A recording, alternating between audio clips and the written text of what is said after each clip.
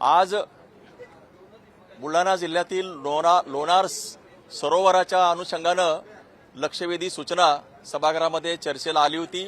ही लक्षवेधी मी विचारली होती। लोणार सरोवर जे आहे ते 52,000 वर्षापूर्वी उल्कापातामुळे निर्माण झालेलं होतं।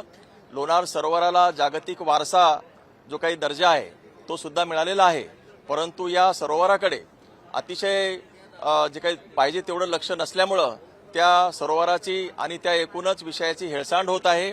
या संदर्भामध्ये 2022 मध्ये जो काही विकास आराखडा तयार करण्यात आला होता त्या विकास आराखड्याची अंमलबजावणी सुद्धा योग्य नाही आणि गेल्या काही वर्षांमध्ये लोणार सरोवराच्या पाणी पातळीमध्ये वाढ होत असल्यानं लोणार सरोवरातील जे काही 12 ते 15 मंदिर आहेत त्यातली 6 मंदिरं ही पाण्याखाली गेलेली आहेत आणि एक कमळजा माताचं जे मंदिर आहे तिथलं चालुक्य काळामधलं इसवी सन 10व्या ते 11व्या शतकामधलं ते सुद्धा आता पाण्याखाली जाताना दिसत आहे आणि म्हणून पाणी पातळी वाढली आहे। अनेक जैविक गोष्टीचं त्या ठिकाणी अडचणी निर्माण झालेल्या आहेत, प्रश्न उद्भवलेले आहेत, येणाऱ्या पर्यटकांच्या संख्येमध्ये सुद्धा घट झालेली आहे आणि यामुळे एकूणच लोणारचा जो काही सरोवर आहे आणि त्या अनुषंगानं तिथं येणाऱ्या सगळ्या प्रश्न वाढलेले आहेत आणि या संदर्भामध्ये म्हणून मी आज लक्षवेधी विचारली होती।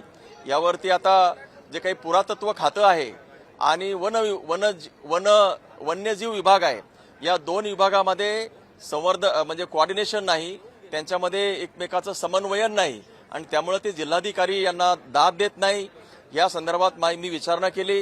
या लोणार सरोवराची जी काही विकास समिती आहे ती अंमलबजावणीचे जे प्रमुख आहेत ते आयुक्त आहेत अमरावतीच्या, त्या अजूनही त्या लोणार सरोवराकडे फिरकल्या नाही आणि त्यामुळे त्यांना या प्रश्नाचं गांभीर्य कळलेलं नाही। आज रोजी या विषयावरती सगळे लोक विचारणा करत असताना जे काही अंमलबजावणी समितीच्या प्रमुख ज्या आयुक्त आहेत त्या तिथे आलेल्या नाही आणि त्यामुळे लोणारच्या पाणी पातळीमध्ये जी काही वाढ झाली ती काही कमी व्हायला तयार नाही असा प्रश्न निर्माण झालेला आहे। तिसरा जो प्रश्न असा महत्त्वाचा होता की तिथला जो स्थानिक लोकप्रतिनिधी आहे, कारण हे विभाग एकमेकांना दाद देत नाही आणि लोकप्रतिनिधींचा त्यामध्ये समावेश नव्हता, तो समावेश करण्याची सुद्धा आज मागणी होती आणि ती जी मागणी आहे आज सभा अध्यक्ष महोदयांनी मान्य केली। त्यांनी जो काही प्रश्न उपस्थित केला त्यावर वनमंत्री आदरणीय गणेशराव नाईक साहेब यांनी ही माझी मागणी मान्य केली आहे।